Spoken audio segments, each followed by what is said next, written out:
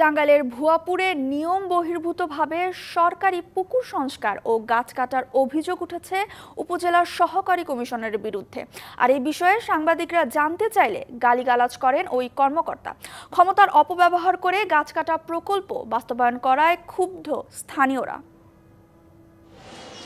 টাঙ্গাইলের ভুয়াপুর পৌরসভায় চলছে নানা উন্নয়ন কাজ, এর মধ্যে উপজেলা ভূমি অফিস সংস্কার অন্যতম। তবে অভিযোগ উঠেছে নারায়ণগঞ্জের জেলা প্রশাসকের বাবা বীর মুক্তিযোদ্ধা চান মিয়াকে সভাপতি করে নিজেই এ কাজ বাস্তবায়ন করছেন সহকারী কমিশনার তারিকুল ইসলাম। পুকুরে সংস্কারের নামে বন বিভাগের অনুমতি ছাড়াই অর্ধশত বছরের গাছ কাটার অভিযোগও আছে তার বিরুদ্ধে। বিধি ভেঙে নিজেই বনে গেছেন ঠিকাদার।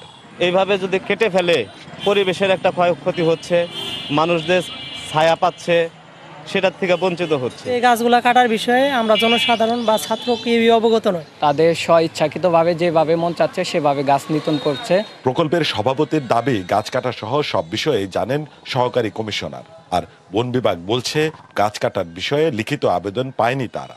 যমুনা ইলেকট্রনিক্স ঈদে ডাবল খুশি অফার সিজন 3, যে কোনো পণ্য কিনলেই পাচ্ছেন নিশ্চিত ঈদ উপহার। আমরা তো জানি যে ওই যে গাছ কাটলে পারমিশন লাগে বন বিভাগে। আমি অবশ্য বলেছি যে ওই এসিডেন্ট সাহেব বন বিভাগের সাথে যোগাযোগ করছিলেন হয়তো।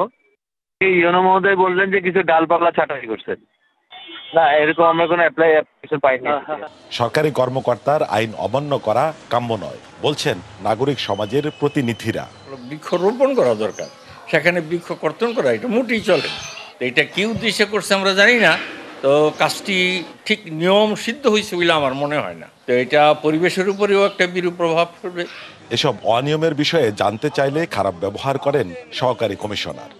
আপনার এই সমস্ত ফালতু ভিডিও দেওয়ার আমার সময় নাই। আপনার মন যা মন চায় আপনি লিখেন যান। নিউজের বড় অভাব হয়ে গেছে না আপনার দালালের বাচ্চা সব।